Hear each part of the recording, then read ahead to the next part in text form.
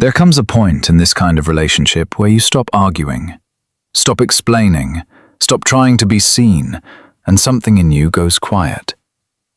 Not because you no longer care, but because you finally understand that caring harder is not going to change what this has been doing to you.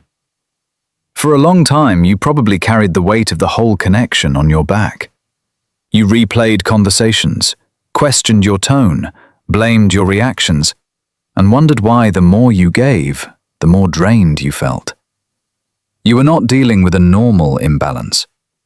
You were dealing with a pattern that slowly trained you to abandon yourself, while staying emotionally available to someone who only felt secure when they had power over your emotional state. And one of the most difficult truths to understand is this: she often did not fully value your love while she still had access to it. What she valued was your attention, your focus, your emotional labor, your willingness to come back after being hurt, your desire to repair things, your readiness to understand her even when she refused to understand you. That is why the moment she realizes she has truly lost you forever can create a reaction that seems shocking, confusing, and completely out of proportion. It is not always a reaction to love being lost. Very often, it is a reaction to control being lost. That matters, because if you misunderstand that moment, you can get pulled back in. You can mistake panic for depth. You can mistake intensity for sincerity. You can look at sudden tears, sudden promises, sudden softness, sudden rage, and tell yourself, maybe this proves she cared more than I thought. But what often happens in that moment is not emotional awakening in the healthy sense. It is narcissistic injury. It is the shock of realizing that the person she assumed would keep orbiting around her has stepped out of the system. And when that happens, the reaction can be dramatic, cold, seductive, cruel, pleading, or strangely detached. Sometimes it is all of those in rotation. The reason this hits so hard is because these relationships often run on emotional roles, not mutual intimacy. You were assigned a role without realizing it. Maybe you were the stabilizer, the rescuer, the loyal one, the one who listened at 2 a.m., the one who absorbed projections, the one who stayed calm while she escalated, the one who kept forgiving because you wanted to believe there was a real person underneath the chaos. In the beginning, it may have felt like deep connection. She may have mirrored you, admired you, studied your needs, made you feel uniquely chosen. But over time, the relationship likely became less about shared reality and more about how effectively you could be managed. That management often does not look obvious at first. It can sound like criticism disguised as honesty. It can sound like confusion that keeps you over-explaining. It can feel like hot and cold affection that keeps you chasing emotional stability. One day she needs you intensely. The next day she punishes you with distance. One moment you are everything. The next moment you are selfish, insensitive, disappointing, or impossible to please. This inconsistency is not random. It keeps you emotionally activated. It keeps you hoping. It keeps you trying to earn back the version of her that first made you feel wanted. So when she realizes she has lost you forever, what shocks her is not simply your absence. It is the collapse of a pattern she counted on. She expected your empathy to remain available. She expected your guilt to be reachable. She expected that if she withdrew, you would chase. If she criticized, you would defend yourself. If she cried, you would comfort. If she hinted at losing you, you would work harder. If she crossed a line, you might protest, but eventually you would reopen the door. Many people in these dynamics do reopen it, not because they are weak, but because trauma, confusion, hope, and attachment can become deeply tangled. That is why your leaving is not just a breakup in her mind. It is a threat to the internal structure she was using to regulate herself.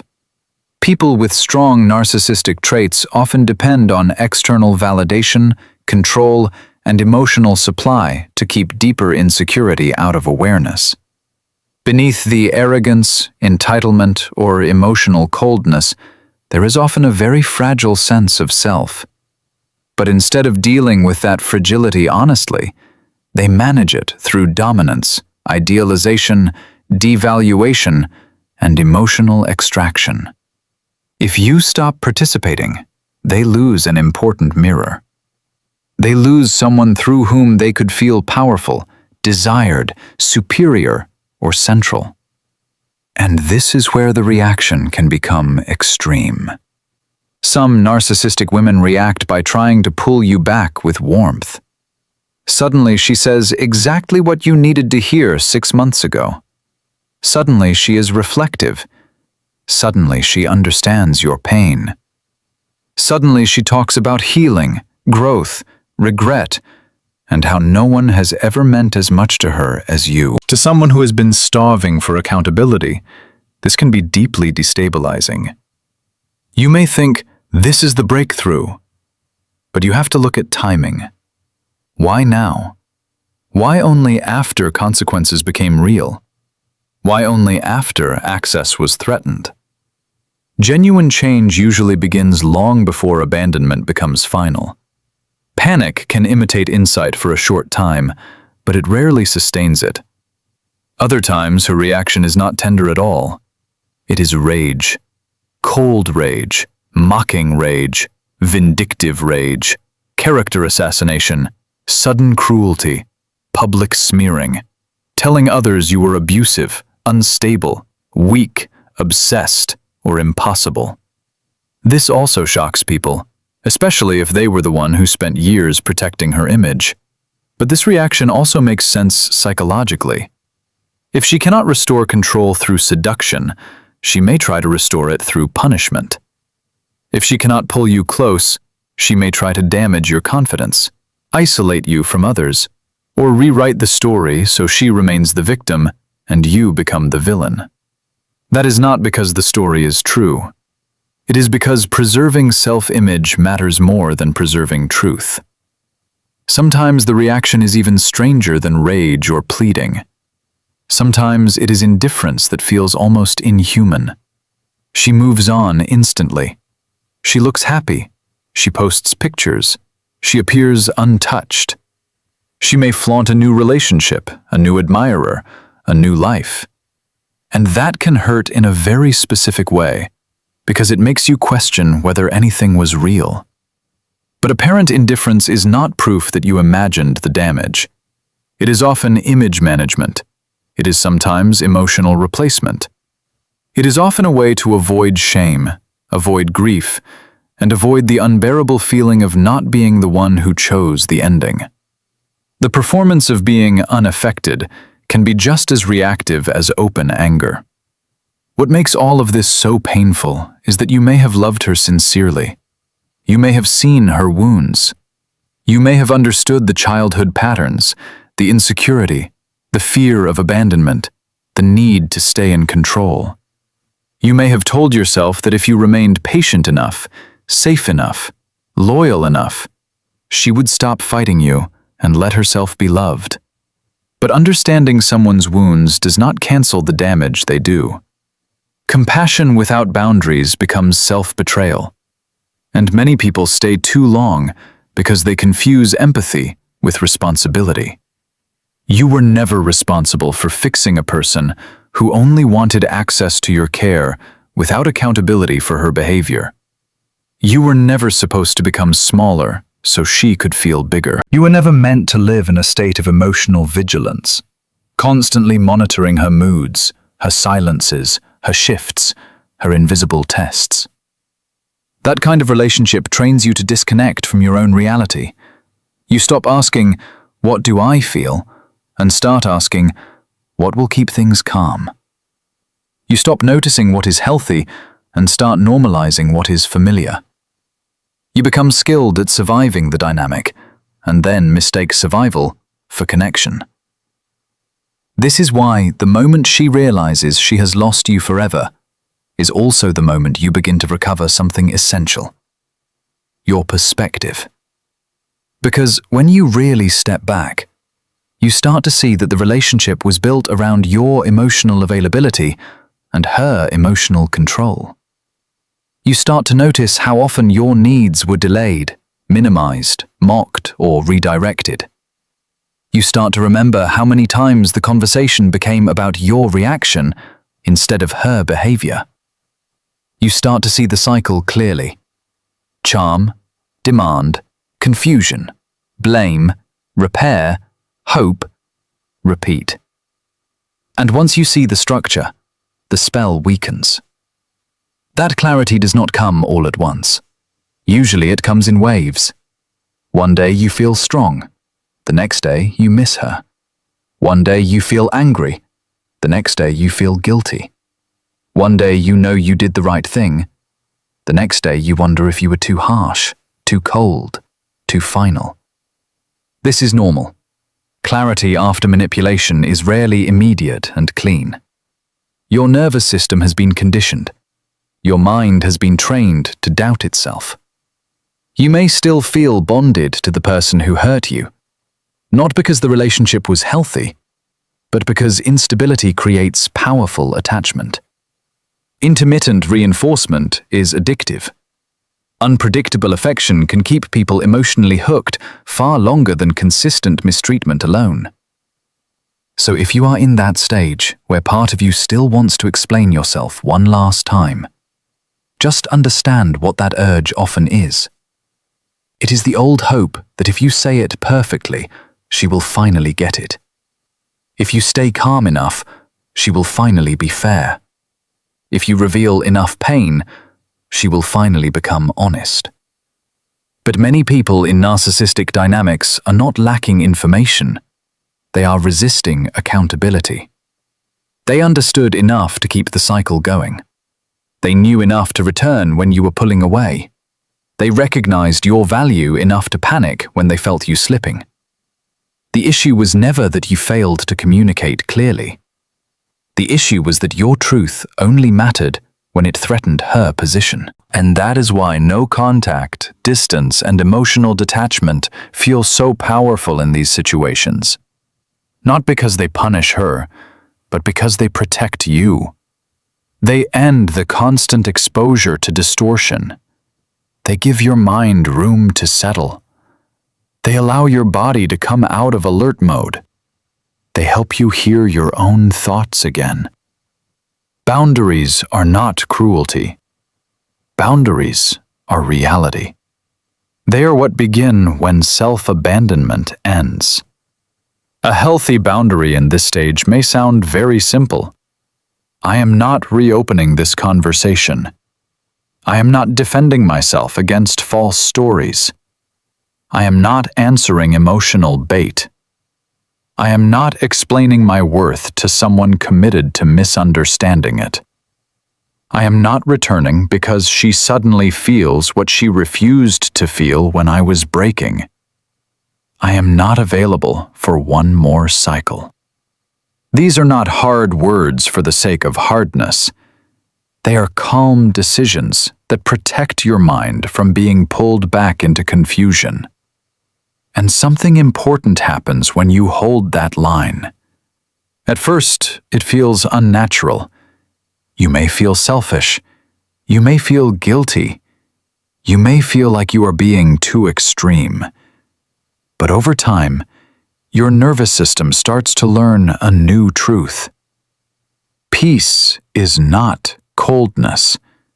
Stability is not boredom. Respect is not asking too much. Love does not require constant recovery from harm. The more distance you get, the more obvious the old chaos becomes. What once felt magnetic starts to feel draining. What once felt passionate starts to feel unstable. What once felt like your responsibility starts to feel like a burden you were never supposed to carry. And this is usually the part people do not talk about enough. When a narcissistic woman realizes she has lost you forever, yes, her reaction may shock you, but the deeper shock is often yours. You begin to see how much of yourself you gave away trying to hold together something that kept hurting you. You begin to feel grief, not just for the relationship, but for the version of you that kept waiting for it to become safe. You realize how long you lived on emotional crumbs, calling them hope. That realization can hurt, but it is also the beginning of freedom. Because once you stop romanticizing the cycle, you stop volunteering for it. Real healing is not about proving anything to her. It is not about making her regret losing you. It is not about winning the breakup or becoming emotionally untouchable. It is about becoming honest with yourself. It is about admitting what this cost you. It is about grieving the fantasy without returning to the reality that harmed you. It is about rebuilding trust in your own perception, your own limits, your own instincts. It is about learning that being chosen by someone emotionally manipulative is not proof of your value, and being rejected by them is not proof of your lack. Your value was never located in whether she could finally love you correctly. Your value was there before her, during her, and after her. It remained intact even when you were doubting yourself, even when you were begging for clarity, even when you were trying to fix what was not yours to fix. And the moment you understand that, the entire dynamic begins to lose its power. So, if she is reacting now with panic, anger, tears, blame, charm, silence, or a sudden reinvention of herself, let that reaction teach you something. Let it show you how much of the relationship was built on access, not reciprocity. Let it confirm what your body has been trying to tell you for a long time. This was not peace. This was pressure. This was not mutual care. This was emotional management. This was not your failure. This was a pattern. And if you have finally stepped away, stay with your clarity. Stay with the quiet. Stay with the discomfort of not rescuing, not explaining, not returning. That discomfort passes. What replaces it is stronger than the old bond. It is self-respect. It is emotional independence. It is the ability to see manipulation without collapsing into it. It is the calm that comes from no longer negotiating with what hurt you. You do not need her to admit what happened for it to be real. You do not need closure from the person who created the confusion. Sometimes closure is simply the moment you stop waiting for a different version of the same person. Sometimes healing begins when you accept that the final answer is the pattern itself. And the peace that comes after that is not loud. It is not dramatic. It is steady. It is waking up and not feeling dread in your chest. It is not checking your phone with fear. It is not rehearsing conversations in your head. It is not carrying someone else's instability as if it were your job. It is remembering who you are when you are not being controlled, tested, blamed, or pulled back in. If she has realized she lost you forever, let that be true. Let forever mean the end of confusion. Let it mean the end of abandoning yourself to keep someone else comfortable. Let it mean the beginning of a life where your energy goes toward what is honest, mutual, and peaceful. Because the most powerful part of this story is not her reaction. It is your decision to stop participating in the cycle. And when that decision becomes real, You do not just lose a toxic relationship. You regain your mind. You regain your balance. You regain your future. And that is where healing begins.